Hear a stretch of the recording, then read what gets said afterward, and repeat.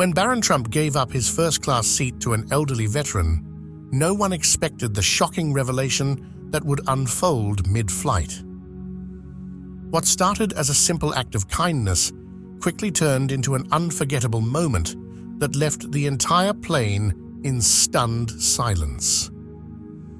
The cabin was filled with the usual hum of conversation and the rustling of luggage as passengers settled in for takeoff. Outside, the crisp morning air at Ronald Reagan Washington National Airport hinted at a routine journey ahead. But Flight 247 to Newark was about to be anything but ordinary. Among the travelers was a young man seated in first class, his face instantly recognizable, though he seemed to prefer otherwise. Barron Trump, now a teenager towering over 6 feet, sat quietly by the window, flipping through a hardcover book. Unlike other members of his family, he rarely appeared in the public eye, but the name on his boarding pass ensured he couldn't avoid attention. A few rows back, an elderly man shuffled into the economy section. In his late 70s, he carried himself with quiet dignity, his silver hair neatly combed, his back slightly hunched, and his steps slow but steady. Clutching a worn leather duffel bag and a boarding pass, he moved down the aisle. His military jacket, adorned with faded patches and medals, told a story of years of service and sacrifice. Passengers exchanged glances as he passed, some whispering in recognition, others simply admiring his presence. He took his assigned seat near the rear, wedged between a talkative businessman and a restless toddler. Meanwhile, flight attendants moved efficiently through the aisles, ensuring everyone was ready for departure. Just as the cabin door closed, a ripple of tension spread. His seatmate had become visibly distressed, insisting he needed to switch seats. The veteran, ever apologetic, tried to calm the situation, but the commotion caught Barron's attention. From his comfortable seat in first class, he observed the unfolding scene, his brows knitting together in thought. Then, without hesitation, he pressed the call button for a flight attendant. "Excuse me," Barron said softly when she arrived. "Can I switch seats with him?" "The gentleman in the military jacket?" The flight attendant blinked, momentarily caught off guard. Passengers in first class glanced up from their newspapers and tablets, their curiosity piqued. Barron Trump's offer was unexpected, especially in a world where privilege often went unquestioned. But his expression was sincere, and his tone left no room for debate. "Let me check," the attendant replied, a note of surprise in her voice as she walked briskly toward the back of the plane. As Barron stood to grab his carry-on bag, murmurs rippled through first class. A woman seated across the aisle leaned toward him. "You don't have to do that, you know." "You paid for this seat," she said, her voice laced with confusion. Barron simply smiled and shrugged. "Some people deserve it more." What happened next shifted the entire mood of the flight. The flight attendant returned moments later, her expression a mix of admiration and curiosity. "He said he'd be happy to switch," she informed Barron, her voice carrying a slight tremor.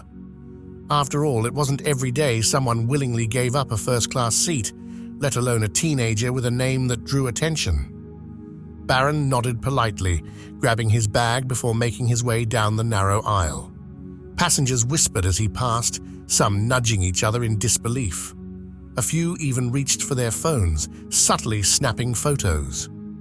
Barron, however, seemed unfazed by the attention, his focus fixed on the elderly veteran seated near the back. When he arrived, the man looked up, confusion flickering in his weathered eyes. "Are you sure, young man?" he asked, his voice firm, yet gentle. "You don't have to do this for me." "I want to," Barron replied, extending a hand. "Thank you for your service. Please take my seat." The veteran hesitated for a moment, as if weighing the offer. But the sincerity in Barron's eyes was undeniable. Slowly the man stood, shaking Barron's hand firmly. Well, thank you. That's mighty kind of you. As the veteran made his way to first class, the murmurs among the passengers grew louder. The atmosphere of the flight forever changed. The murmurs among passengers grew louder. A young mother in row 15 leaned toward her teenage daughter and whispered, "Did you see that? He just gave up his seat." Nearby, a businessman who had been seated next to Barron shook his head in disbelief. "Never seen anything like that on a flight," he muttered to himself. Meanwhile, Barron settled into his new seat in economy, adjusting his tall frame to fit the tighter space. He seemed completely at ease, unfazed by the curious glances from fellow passengers. A flight attendant stopped by, leaning down discreetly. "Can I get you anything?" she asked. Barron simply shook his head, offering a small smile before reopening his book. Up in first class, the elderly veteran settled into the plush seat, his hands trembling slightly as he adjusted the armrest. The unexpected kindness had clearly left him overwhelmed. A flight attendant approached, offering a warm blanket and a complimentary drink. The young man said, "You should have this seat," she explained gently. The veteran gave a faint smile, his voice quiet yet filled with emotion. "It's been years since I've been treated like this." As he sipped his water, he glanced back toward economy, where Barron sat calmly, already engrossed in his book. The gesture had been small in action, but monumental in impact. For a brief moment, the tension of boarding melted away, and the cabin seemed to collectively exhale. Passengers settled in, the plane taxied onto the runway, and soon the engines roared to life as Flight 247 lifted into the sky.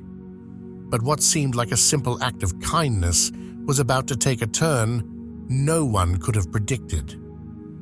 The flight reached cruising altitude, and the soft hum of the engines filled the cabin. Flight attendants moved through the aisles with drinks and snacks, yet the atmosphere felt anything but routine. Passengers kept stealing glances, some at Barron in economy, others at the elderly veteran now seated in first class. Whispers of admiration spread, but the real story was only beginning. At first, the veteran sat quietly, staring out of the window, his hands resting on his lap, a faint tremor visible. Then, as if the weight of the moment had finally settled over him, he turned to the passenger seated next to him, a middle-aged woman with warm, kind eyes. "I have to say something," he murmured, just loud enough for her to hear. The woman turned to him, intrigued. The veteran adjusted a small pin on his lapel, a purple heart, and let out a deep sigh. "That young man who gave me this seat." He paused for a moment, his voice growing steadier. "His family saved my life once." The woman blinked, taken aback. "What do you mean?" The veteran leaned back, gathering his thoughts. His voice carried the weight of years gone by as he began his story. "It was decades ago, during the Vietnam War. I was stationed overseas, far from home. Far from home, with no family to turn to. I was lost," the veteran said, his voice thick with emotion. "I'd been badly injured, shot twice in the leg. When I finally made it back to the States, I had no direction, no purpose, nothing." His voice wavered, but he pressed on. "I ended up in New York, trying to rebuild my life. I had nowhere to stay, barely enough money for food. One day, outside a diner, a man saw me struggling, but he didn't just hand me $1 and walk away.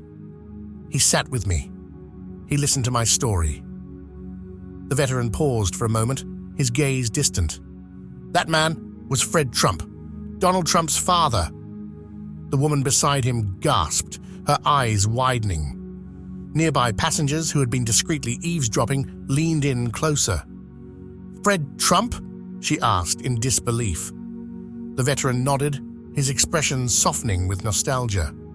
"Yes, he didn't owe me a thing, but he made sure I had a roof over my head and a job to get back on my feet. He never asked for anything in return, just looked me in the eye and said, You served this country. It's the least we can do." The veteran's voice grew steadier as he continued, his eyes misting with gratitude. I'll never forget those words. By now, his story had caught the attention of several first-class passengers. The revelation rippled through the cabin, spreading from seat to seat like a whispered secret. "I always wanted to thank his family," the veteran admitted, "but I never got the chance. Life moved on, and I figured that moment was lost forever." He let out a small, incredulous chuckle. "And now today, that man's grandson just gave me a gift I'll never forget." He shook his head in amazement. What are the odds? Meanwhile, in economy, Barron Trump remained unaware of the growing buzz around him. He sat quietly, engrossed in his book, his long legs awkwardly tucked into the cramped space. But in first class, the veteran's story had sparked something deeper. Passengers exchanged glances, murmurs of awe spreading like wildfire. A flight attendant leaned in, speaking softly. "Would you like me to tell him what you just shared?" The veteran hesitated, then shook his head. "No, not yet. Let the boy have his peace. He doesn't need to know how much this means to me. Not right now." But the passengers couldn't contain their astonishment. What had begun as a simple act of kindness now felt like fate, an uncanny moment of destiny, as if the universe had aligned just for this. And then, something even more remarkable happened. For a moment, the veteran sat in silence, his story hanging in the air like an unspoken challenge. Passengers nearby exchanged looks, some whispering their own thoughts in hushed tones. The flight had transformed from an ordinary journey into something far more profound. Finally, the silence was broken. A man seated across from the veteran, probably in his early 40s with a weary but kind face, cleared his throat. "I'm sorry to interrupt," he said, his voice steady but laced with something deeper. The man across from the veteran took a deep breath, his voice steady but filled with emotion. "Your story really hits home. My grandfather served in Vietnam too. He used to talk about how much it meant when people back home actually cared enough to help. Hearing what Fred Trump did for you? Well, that kind of kindness is rare. Too rare." The veteran nodded, a faint smile forming on his lips. "It's the little things, son. People don't realize how far a simple act of kindness can go. Back then, I thought my life was over, but that man's generosity gave me a second chance." Across the aisle, a young mother, cradling her sleeping toddler, spoke up. "You know, my dad used to say the same thing. He wasn't a veteran, but he always told me that when someone lifts you up, even just a little, you pass it on. It's like a chain reaction. What Barron did today, it's proof that kindness still matters." The veteran's eyes softened as he listened. That's true. And it's not just about grand gestures. Sometimes just being seen, just being acknowledged, can change everything. That's what Fred Trump did for me all those years ago, and today, his grandson did the same. The conversation continued to ripple through the cabin, each passenger sharing their own heartfelt stories. A flight attendant, visibly moved, perched on the armrest of an empty seat near the veteran. "I wasn't planning to say anything," she admitted, "but my brother served in Iraq. He never talked much about it, but when he came home, he told me that the small moments, the people who stopped to thank him or helped in little ways, those were the things that stayed with him. Sometimes, those moments were the only thing keeping him going." The veteran nodded knowingly, his expression filled with quiet pride and understanding. "Your brother's right. When everything else feels like it's falling apart, it's the little things that keep you grounded." Back in economy, Barron noticed a few passengers glancing in his direction, their faces reflecting admiration and gratitude. He wasn't sure exactly what was happening, but when a woman met his eyes and offered a warm smile, he nodded politely in return. A small gesture, but one that had unknowingly sparked a wave of reflection and connection throughout the plane, one no one on this flight could have ever predicted. The veteran turned back to the flight attendant, his voice steady yet full of conviction. "You know," he said, "I've always believed that gratitude doesn't stop with the person who helps you. It continues to grow. Fred Trump helped me rebuild my life, and every day since I've tried to pay that kindness forward. Today, Barron reminded me of that mission. Funny how life works, isn't it?" A brief moment of turbulence jolted the plane, but the atmosphere in the cabin remained steady. The conversations felt like a shared catharsis, as if everyone on board was connected by an invisible thread of kindness, gratitude, and resilience. And just as the plane began its descent, the most unexpected moment of all unfolded. As the captain announced their final approach into Newark, the conversations in first class quieted. The veterans sat in deep thought, staring out the window, while passengers exchanged knowing glances, still marveling at the events that had unfolded. Meanwhile, in economy, Barron remained absorbed in his book, unaware of what was coming next. A flight attendant who had been listening earlier approached him, crouching slightly to meet his eye level. "I just wanted to let you know," she said gently, "that the gentleman you gave your seat to shared something extraordinary about your family. Would you like to hear it?" Barron looked up, intrigued. Closing his book slowly, he gave a simple nod. "Sure." The attendant hesitated for a moment, as if choosing her words carefully. "Years ago, your grandfather, Fred Trump, helped him when he had nowhere to turn. He gave him a place to stay, a job, without expecting anything in return. And today, you did something that reminded him of that kindness." For a moment, Barron was silent. His expression remained calm, but there was a shift in his eyes, as if the weight of the revelation was settling in.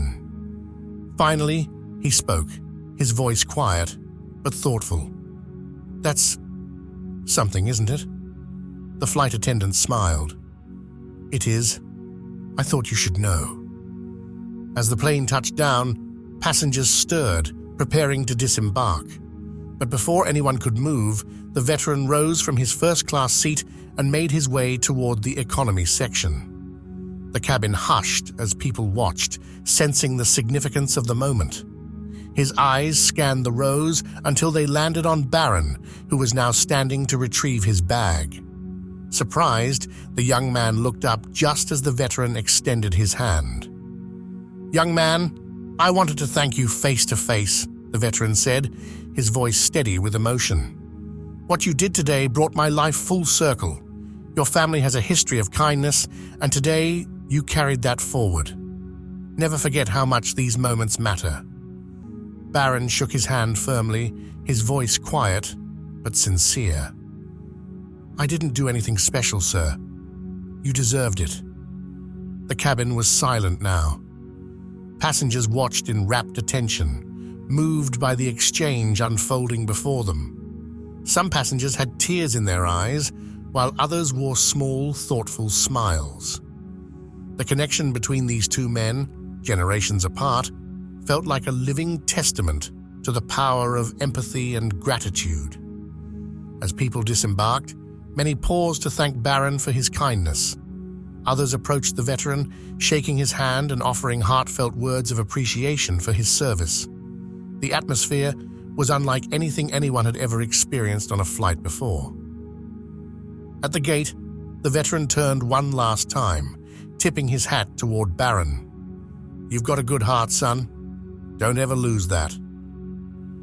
Barron gave a small nod, his usually reserved demeanor softening just enough to show the impact of the words. As he made his way toward baggage claim, he pulled out his phone, typing a brief message. He hesitated for a moment, then pressed send. The text read, "Grandpa would have been proud today." This story is a reminder that even the smallest act of kindness can create a ripple effect, connecting hearts and changing lives in ways we never expect. Gratitude, compassion, and empathy, these timeless values unite us and leave a lasting impact. If this story moved you, share it with someone who needs a little hope today. Let's spread the message that kindness still matters. For more inspiring stories like this one, make sure to subscribe to Alex Stories. Join us next time for another unforgettable journey that will touch your heart and spark your imagination.